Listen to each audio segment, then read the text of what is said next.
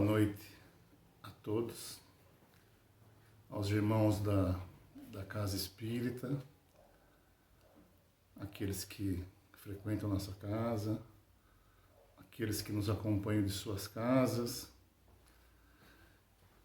ou aqueles que estão nos vendo pela primeira vez. Que o amor de Deus, nosso Pai, de Jesus, nosso Mestre, dessa multidão de espíritos amigos, nos envolva, a fim de que a gente possa, acolhidos por esse sentimento de amor, abrirmos nosso coração e conseguirmos compreender um pouco mais dessa doutrina para poder vivenciá-la.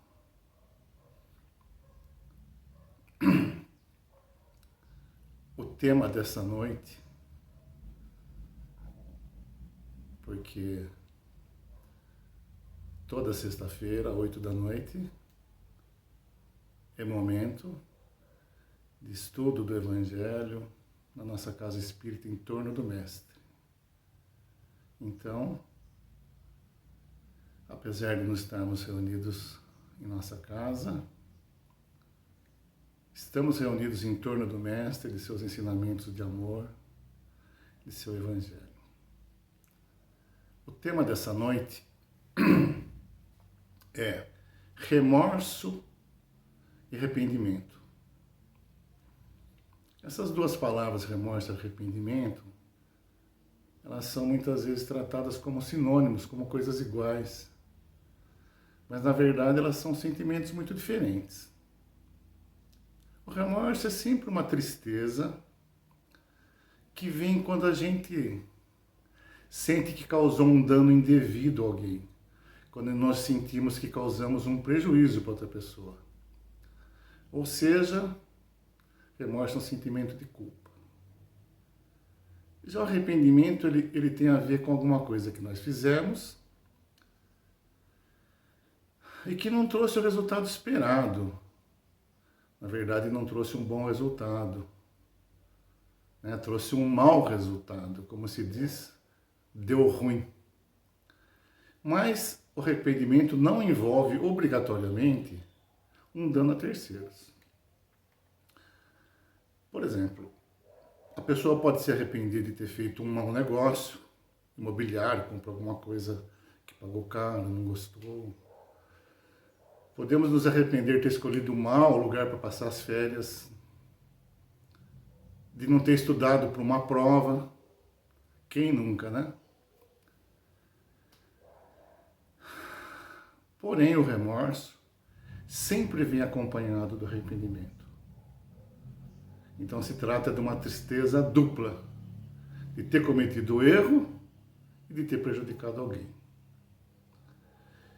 Então é desse remorso, acompanhado desse arrependimento, que a gente vai tratar hoje. E esses sentimentos têm muito a ver com religião, com moral. No cristianismo se fala muito em arrependimento dos pecados, né? Como uma forma de obter o perdão e de se converter em cristão. Mas assim, a diferença entre remorso e arrependimento não é só essa. Embora estejam associados, né? O arrependimento venha junto com o remorso, eles têm significados bem diferentes. A começar que o remorso, ele é um sentimento, e o arrependimento é uma vontade.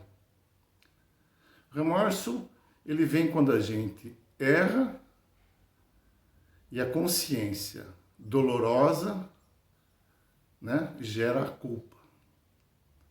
Então, esse sentimento de culpa da consciência pesada é o remorso. O arrependimento é essa consciência pesada somada de uma vontade de se evitar daqui por diante a repetir esse erro, de não fazer mais. E, se possível, reparar, desfazer, consertar.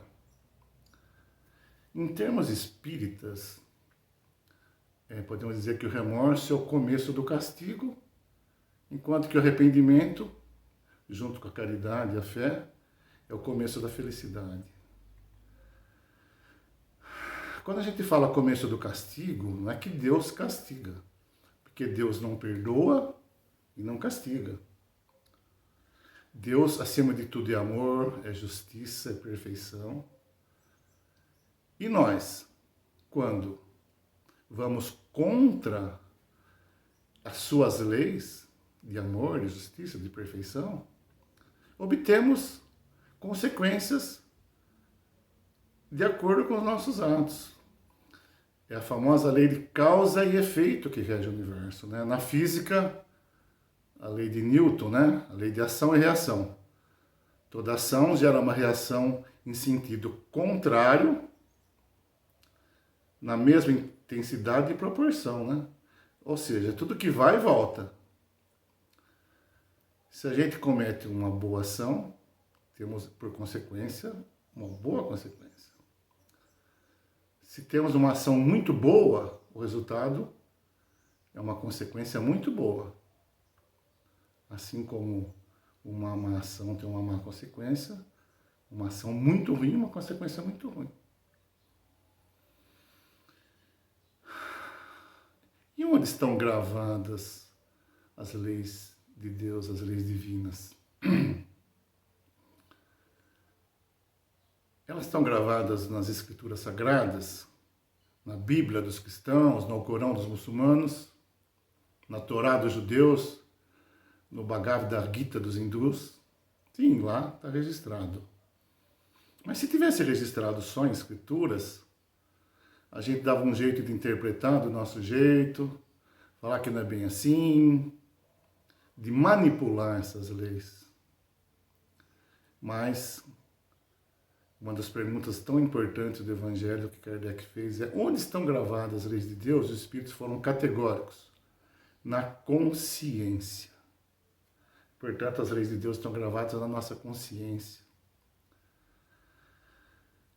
Somos filhos de Deus.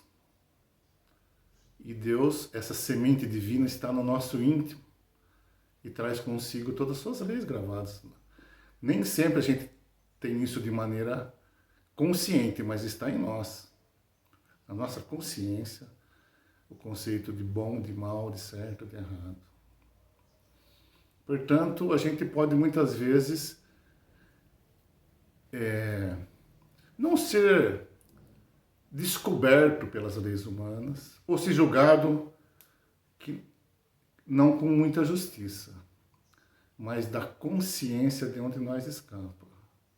Por isso que nós somos julgados, antes de mais nada, no tribunal da consciência, onde nós somos o juiz e o réu.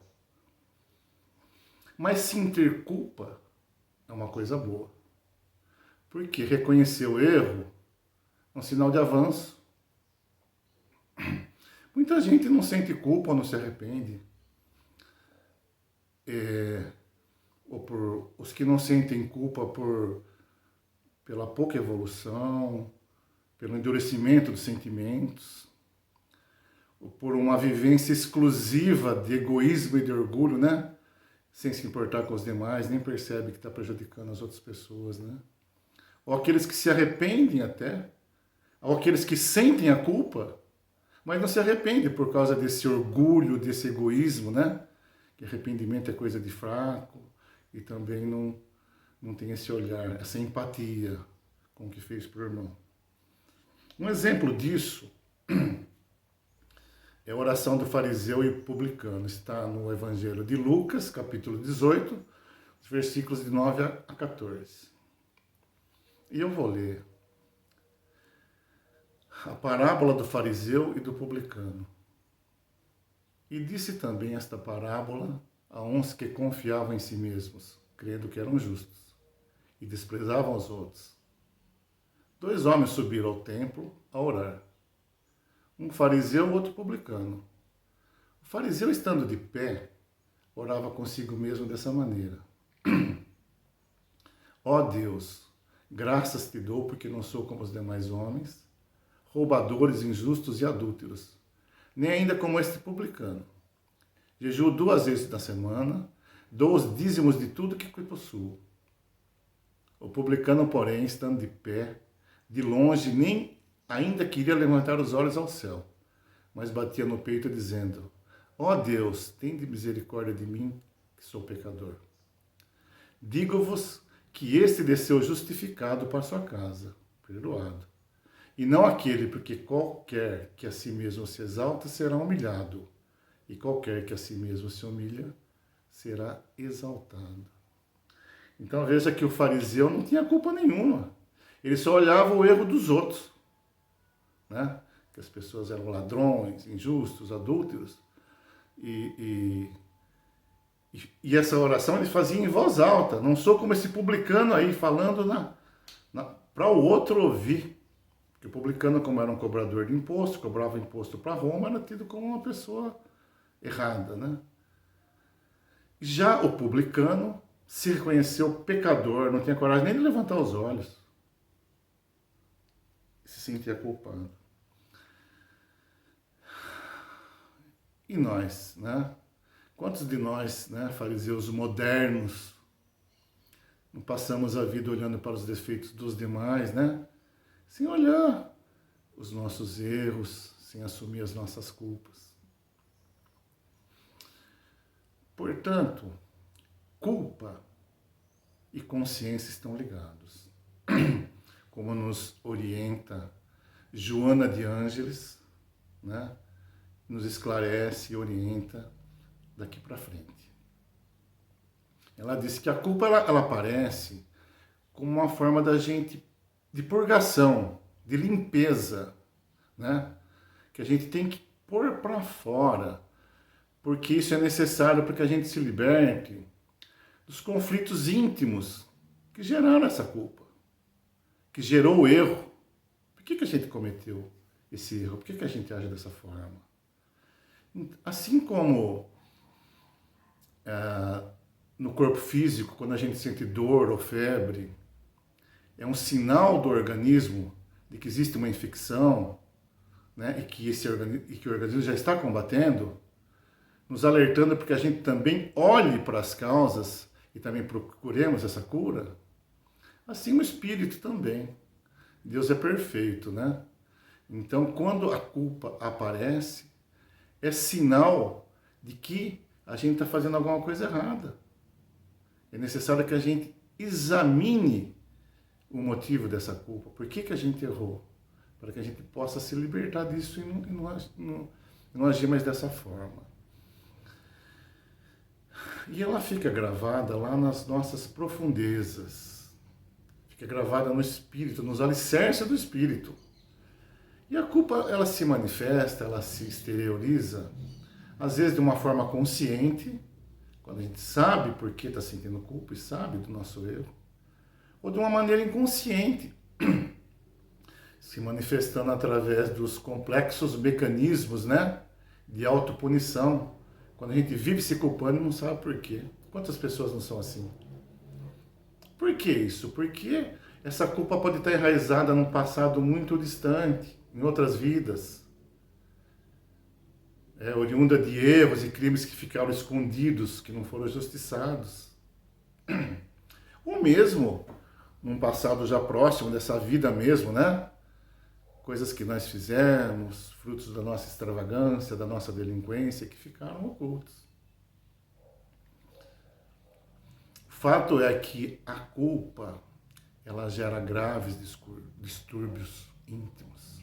Por isso ela tem que ser liberada o mais rápido possível, a fim de que apareçam as suas consequências, esses danos que ela nos causa. E quando fazer isso? Estamos aqui para quê?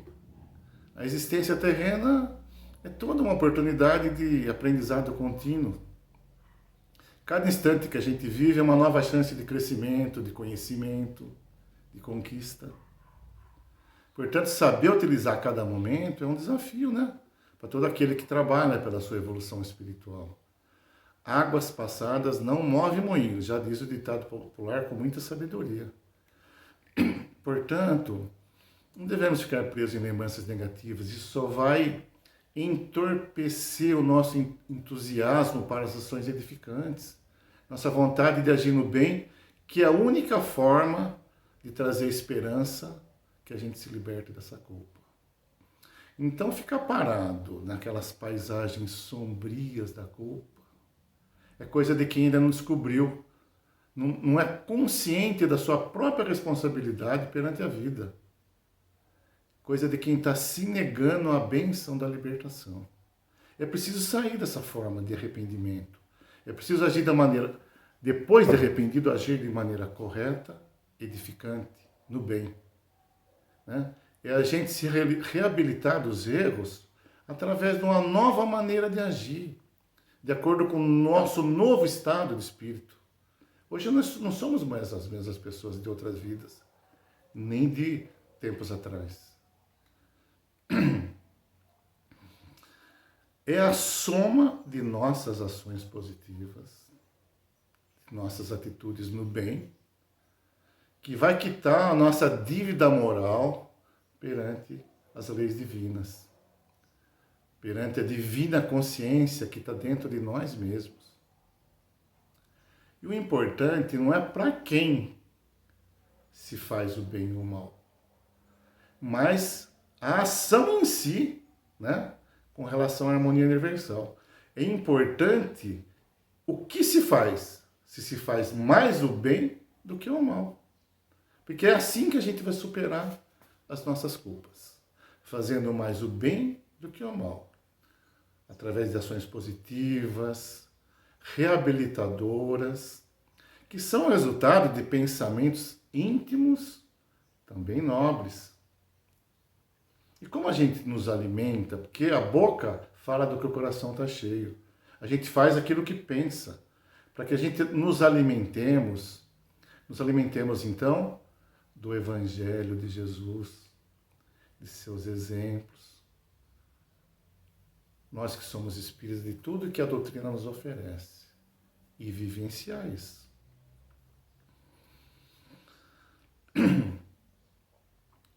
Porém, espíritos imperfeitos que somos, ainda estamos um pouco distantes de nos tornarmos espíritos puros, porque ainda vivemos num planeta de prova e expiação, prestes a se tornar um planeta de regeneração, e que todos nós estejamos aqui nesse momento, vamos nos esforçar para isso. Mas vamos continuar errando por muito tempo.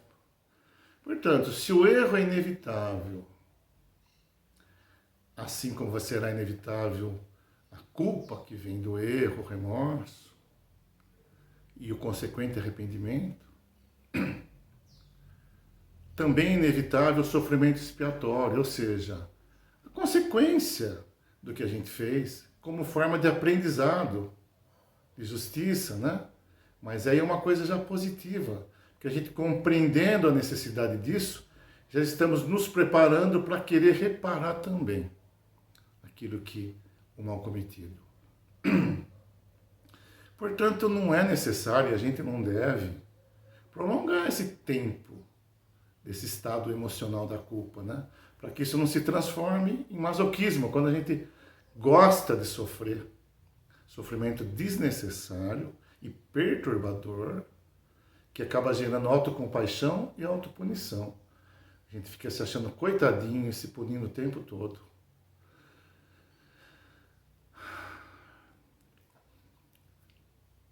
Cometido o erro, a consciência acusa, a consciência pesa. E o arrependimento aparece na tela mental do homem. Uma mensagem na tela como do celular, né? Vem uma mensagem. Pim. Erramos. Arrependa-se. Agora, reconhecer o erro. Para reconhecer o erro é preciso coragem e uma atitude dinâmica. É preciso fazer, ter coragem e agir para retificar, para fazer diferente, para corrigir. Essa que é a finalidade do arrependimento. Proporcionar àquele que errou a sua reabilitação, a sua inadiável reabilitação. Senão isso vai se transformar num sofrimento enorme. num suplício que vai se juntar aos outros demais conflitos nossos de personalidade, agravando o nosso comportamento de modo que a gente chegue a ficar alienado. Isso não vai ser nada bom para a gente. É evidente que nem sempre, né, as circunstâncias favorecem a nossa recuperação, né? Especialmente quando a pessoa que foi ofendida, que foi prejudicada, ela está em desequilíbrio. Ela não permite a nossa aproximação, né, de quem agora essa pessoa detesta. E aí a gente vai ficar em culpa, em remorso, em arrependimento, em tristeza, falando não dá para fazer nada? Não, claro que não. Tudo bem, se não dá, se ele não permite, vamos fazer o que dá para fazer. Façamos prece por ele, beneficiemos ele de uma maneira indireta, as pessoas próximas, ou façamos o bem a outras pessoas. O importante, como dissemos lá atrás, é a gente se reabilita da culpa agindo no bem. O que não pode, de jeito nenhum, é deixar que o arrependimento também se transforme num sentimento de culpa. Porque justamente o remorso, que é o sentimento de culpa, que gera o arrependimento, que é uma vontade de não repetir e reparar. Agora, se a gente juntar o arrependimento com o sentimento de culpa e também torná-lo uma culpa, nossa, então se torna muito mais grave o nosso estado e vai originar muito mais males. Inclusive doenças físicas, porque nós sabemos que as doenças que se manifestam no nosso corpo físico nada mais são exteriorização dos desequilíbrios espirituais do nosso corpo espiritual. E as doenças ocasionadas pela culpa são doenças graves. Portanto, o arrependimento não deve ser cultivado para que ele não venha se tornar sombra e tóxico na nossa consciência. O erro é uma experiência comum no nosso processo de evolução, né? Nesse processo de evolução que todos nós nos encontramos, é comum errar. Não é justo, porém, a gente permanecer no erro. Como diz o ditado, errar humano, permanecer no erro é burrice. Acidente é coisa normal na atividade humana, queda é coisa comum na nossa marcha. Agora, levantar, refazer o caminho, é um dever intransferível para todos. É assim que a gente conquista os valores morais, intelectuais, que vão nos levar à sabedoria e à nossa libertação. Então, toda vez que aparecer na tela da nossa mente ou do coração, né, na área, seja mental ou emocional, acatemos as sugestões do arrependimento. Porque é uma coisa íntima, ninguém vai dizer para nós. Se a culpa é uma coisa externa, o arrependimento ele é íntimo, ele é interno. Porque a culpa, muitas vezes, a gente, se não somos pegos no flagra, continuamos repetindo aquilo. Mais uma vez pegos no flagra e cobrados pela sociedade ou pelas pessoas prejudicadas, a gente assume a culpa. Mas já o arrependimento é uma coisa íntima, que só nós podemos sentir. Bem quietinhos. Então temos que prestar atenção, não perder essa oportunidade. Não precisamos ser severos em demasia, duros demais conosco mesmo, né? Nos tornando pessoas infelizes porque erramos e nos arrependemos. Não. Mas também não sejamos indiferentes, né? A ponto de não aceitar as propostas positivas do arrependimento, empurrar com a barriga. Então, enquanto a oportunidade se faz favorável, nos recuperemos. E recuperemos a paz que o erro nos tirou, né? Como diz Jesus, se reconcilia com o seu inimigo enquanto está a caminho do juiz. Porque depois da sentença, terá que pagar até o último ceitil. O que ele quis dizer com isso, né? Que enquanto a gente está aqui, vamos procurar nos reconciliar, vamos procurar nos recuperar do erro, nos desculpar, reparar. Porque senão um morre, aí vem perseguindo o outro, e vai nesse ciclo tão longo de processos obsessivos que a gente conhece, que poderia ser evitado. Ou mesmo durante essa vida mesmo, se no primeiro momento a gente procurasse a reparação, a desculpa, quantas coisas não poderia ser evitada, porque um faz uma coisa, outro devolve outra, e acaba se tornando uma bola de neve. Pilatos se arrependeu de sua fraqueza moral, né, diante do que praticou em relação a Jesus, mas não fez nada e se deixou enlouquecer. Enquanto Maria de Madalena, também arrependida da vida equivocada que levava, e não era pouca coisa, ela foi eleita por Jesus a primeira pessoa para ele se mostrar depois da ressurreição. Olha, Judas também se arrependeu do erro grave, também não fez nada, ficou nesse clima de culpa e se enforcou. Já Simão Pedro, arrependido de negar Jesus, da sua fraqueza, ele se tornou exemplo de cristão, se transformou no exemplo vivo da fé. Então a humanidade está cheia na história, né, de arrependimentos de vários tipos. Uns que levam à felicidade e há aqueles que levam à perturbação, ao sofrimento. Então a gente, sabendo disso, consciente disso, aproveitemos que seja o nosso arrependimento aquele que nos dignifica, que nos liberta, para que a gente possa se tornar pessoas tranquilas e realizadores do bem. Se até aqui nós refletimos com as orientações, esclarecimento de Joana de Ângeles, daqui por diante vamos ficar então com o que Kardec nos diz sobre esse tema. Da sua obra básica, né? Está no livro O Céu e o Inferno, capítulo 7, o último item, Código Penal da Vida Futura.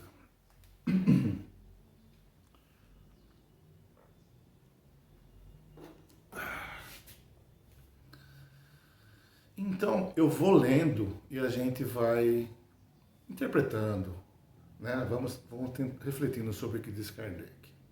O arrependimento, conquanto seja o primeiro passo para a regeneração, não basta por si só. São precisas a expiação e a reparação. Arrependimento, expiação e reparação constituem, portanto, as três condições necessárias para apagar os traços de uma falta e suas consequências. Então a gente vinha falando de remorso e arrependimento, mas já vínhamos falando em expiação e reparação. Porque esse é o processo completo.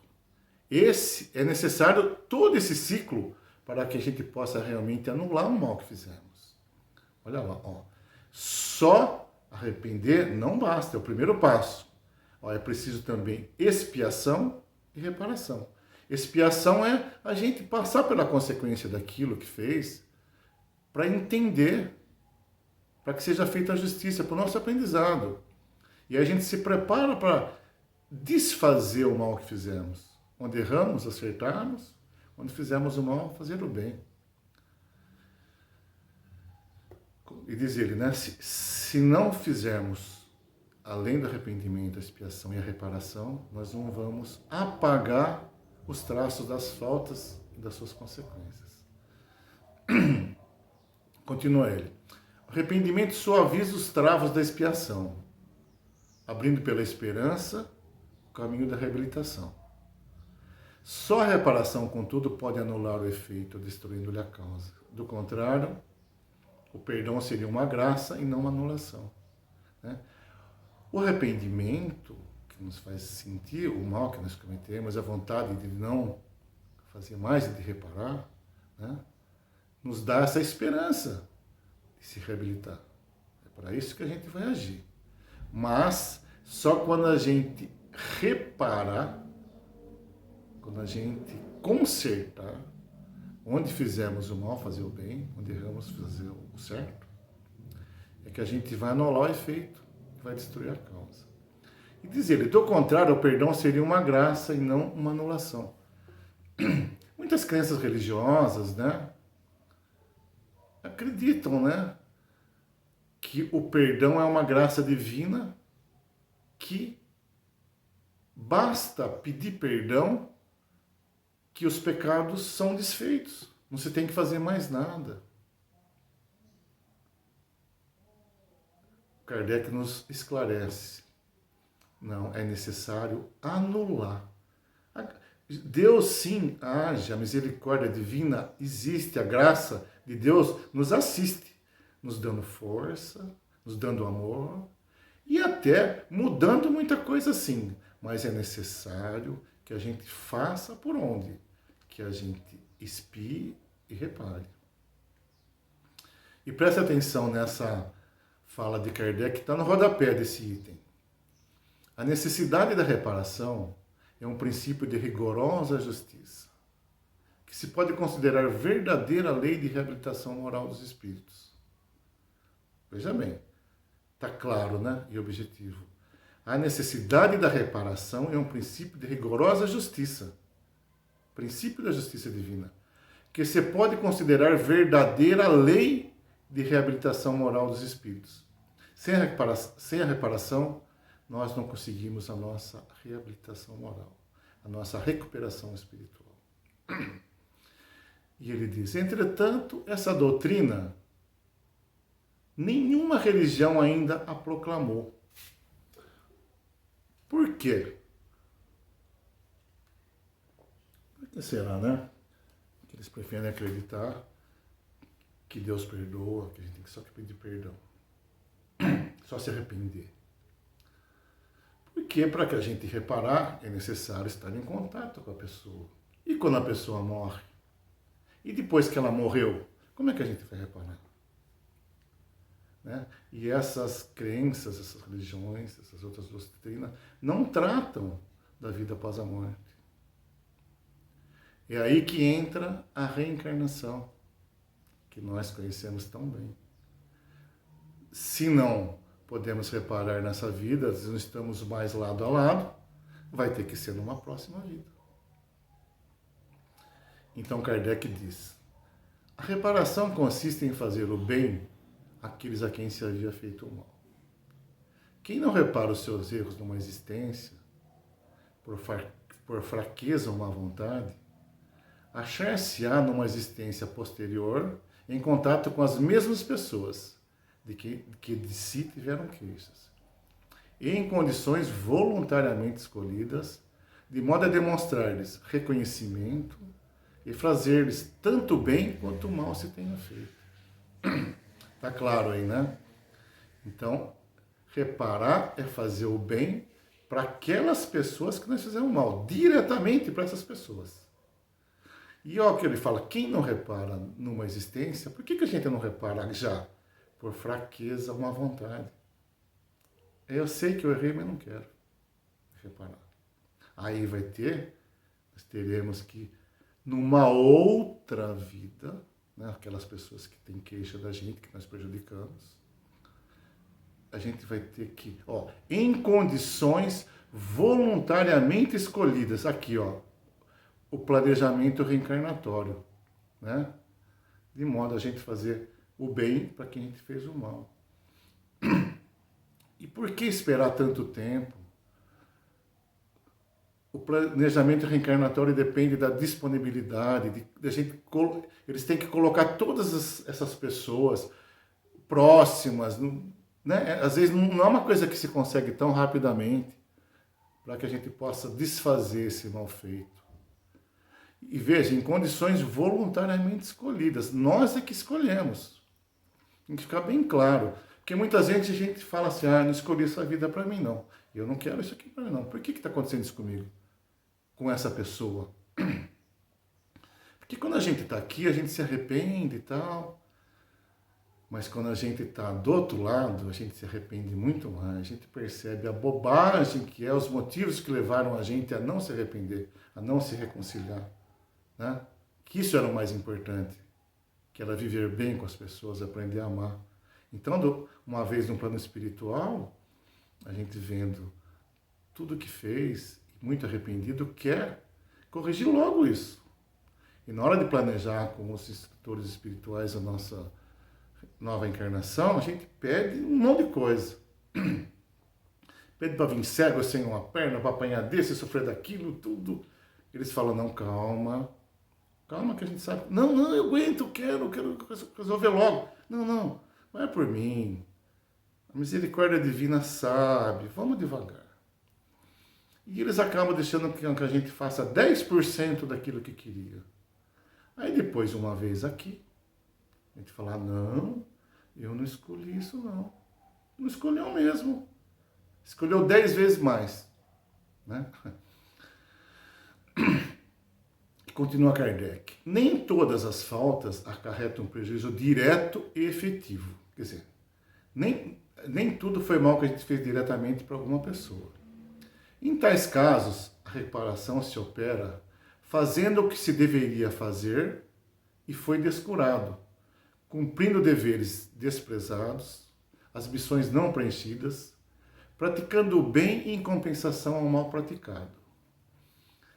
Né? Como a doutrina já nos ensina, não basta não fazer o mal, é necessário fazer todo o bem possível. Porque muitas vezes a gente não fez o mal diretamente para uma pessoa, mas, como dizer, deixando de cumprir com os nossos deveres, deveres que nós assumimos antes de vir, ou missões não preenchidas, e essas missões não são missões grandes, iguais a do Chico Xavier ou grandes espíritos. Talvez uma missão só de ser honesto, de cumprir bem a nossa vida profissional, coisas que a gente fizesse, todo mundo fizesse, todo mundo seria outro. Mas quando a gente se omite, negligencia, acaba de alguma maneira trazendo prejuízo para muita gente. Esse bem que a gente deixou de fazer, deixou de chegar a pessoas que precisavam dele. Então, a gente tem que compensar isso também. Né? E aí ele explica.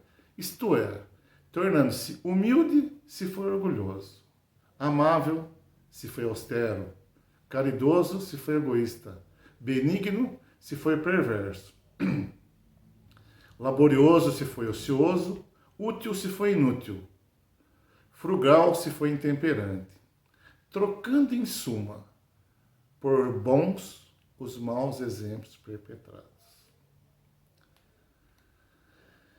E conclui ele, e desse modo progride o espírito, aproveitando-se do próprio passado.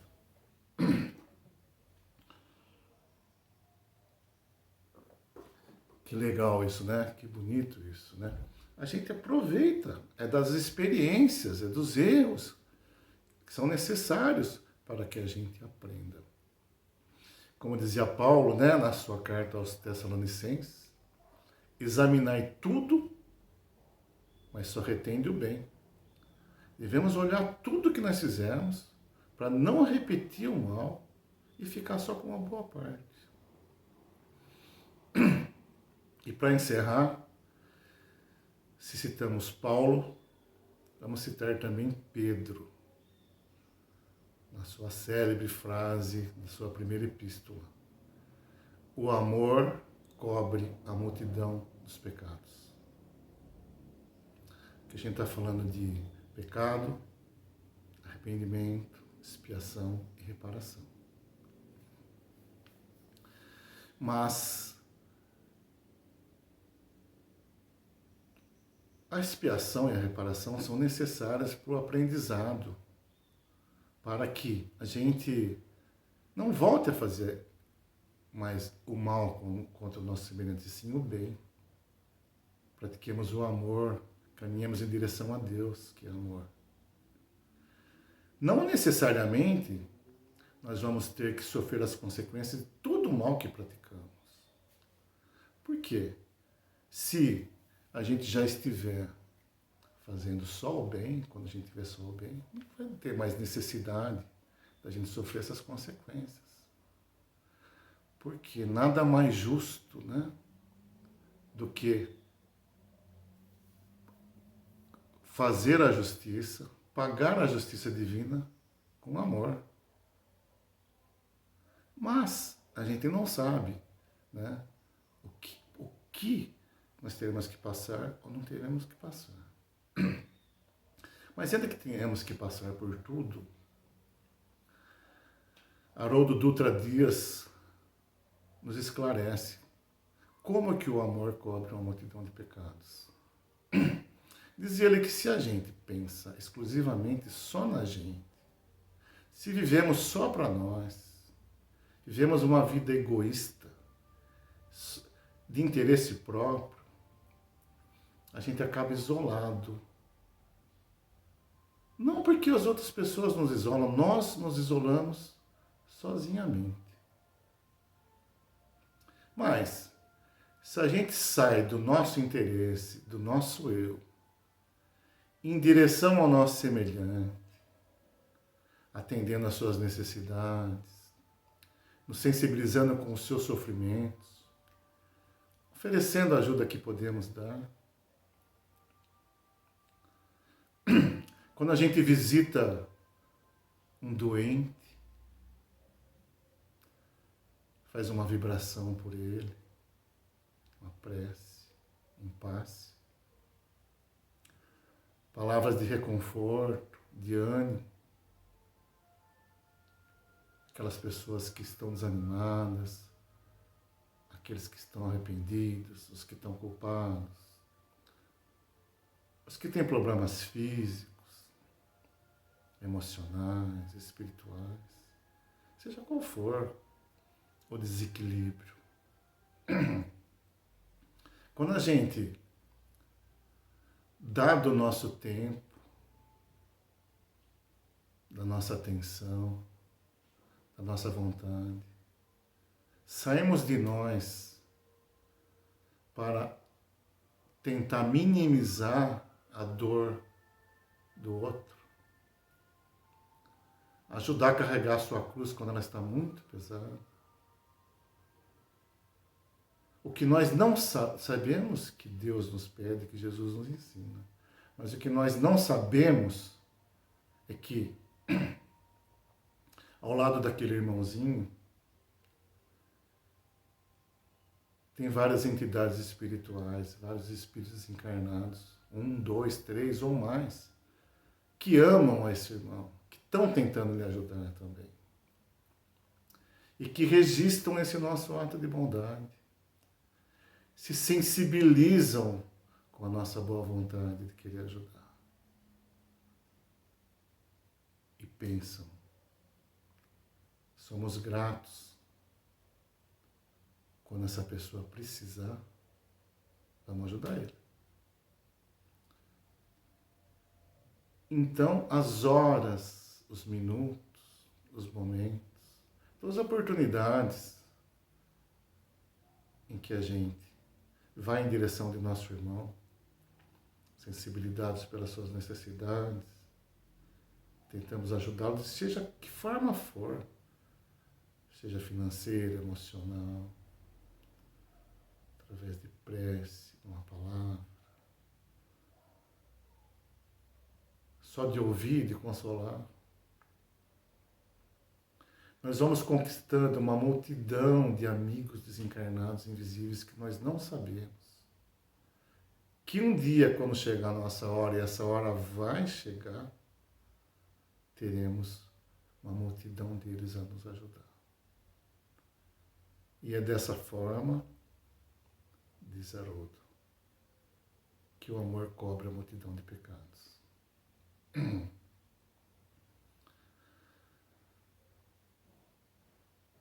Fiquemos todos com a paz e o amor de nosso Mestre Jesus, de nossa Mãe Santíssima, de nosso Pai Eterno, desses amigos benfeitores, que só esperam que a gente abra nosso coração para nos auxiliar, a fim de que a gente também possa, devagarinho, nos movimentarmos em direção dos nossos irmãos e fazer alguma coisa por eles. A cada dia, nos tornarmos um pouco melhores. Boa noite a todos.